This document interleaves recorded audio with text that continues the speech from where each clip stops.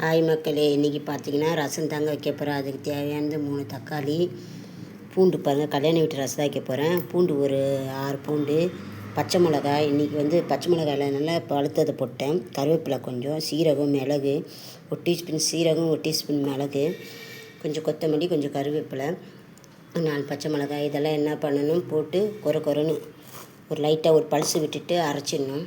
அரைச்சிட்டு என்ன பண்ணணும், கொஞ்சம் தண்ணி எடுத்து கொஞ்சம் தண்ணியில் புளி ஊற போட்டுட்டு, அப்புறம் புளி ஊறின பிறகு அந்த புளியெல்லாம் தனியாக எடுத்து வடிகட்டிட்டு, அதுக்கப்புறம் தக்காளியை வந்து அப்படியே ஒரு 2ஆக வெட்டி அந்த தண்ணியோடு நல்லா கையில் பிசைஞ்சு அந்த திப்பியெல்லாம் எடுத்து அரைச்சி அதிலே ஊற்றிடணும்.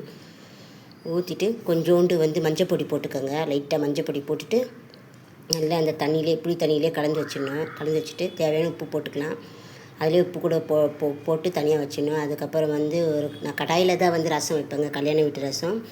கடாயில் என்ன பண்ணணும், கடாய் அடுப்பில் வச்சுட்டு கடாய் சூடானவுடனே எண்ணெய் ஊற்றணும். எண்ணெய் ஊற்றிட்டு 2 வெந்தயம் போட்டுக்கணும். வெந்தயம் பொரிஞ்ச உடனே கொஞ்சம் கடுகு போடணும். கடுகு பொரிஞ்ச உடனே ஒரு 1/2 டீஸ்பூன் கடுகு போட்டு பொரிஞ்ச உடனே என்ன பண்ணணும், 2 காஞ்ச மிளகாய் போட்டுக்கணும். காஞ்ச மிளகாவை வறுத்துக்கணும். அப்புறம் கொஞ்சம் பெருங்காயத்தூள் போட்டுக்கணும். பெருங்காயத்தூள் போட்டு கொஞ்சம் அப்படியே சிம்மிலே வச்சு வறுத்துட்டு, அதுக்கப்புறம் இந்த ரசப்பொடி அரைச்சது அதில் கொட்டிட்டு அந்த வாசனை போகிற வரைக்கும் என்ன பண்ணணும், வறுக்கணும். சிம்மிலேயே வச்சு வறுத்துட்டு அதுக்கப்புறம் என்ன பண்ணணும், புளி தண்ணி ஊற்றிடணும். புளி தண்ணி ஊற்றின பிறகு கொஞ்சம் ரசப்பொடி ஒரு 1/2 டீஸ்பூன் கடையில் வாங்க ரசப்பொடி வந்து ஒரு 1/2 டீஸ்பூன் போட்டுக்கணும். போட்டுட்ட பிறகு நுரக்கட்டி வரும்போது இறக்கிடலாம்.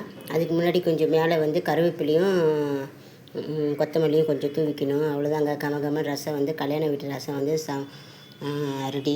இந்த வீடியோ பிடிச்சிருந்தா லைக் பண்ணுவோம், சப்போர்ட் பண்ணுவோம். மறக்காமல் எங்கள் சேனலுக்கு வந்து சப்ஸ்கிரைப் பண்ணுங்கள். ஓகே, பாய்.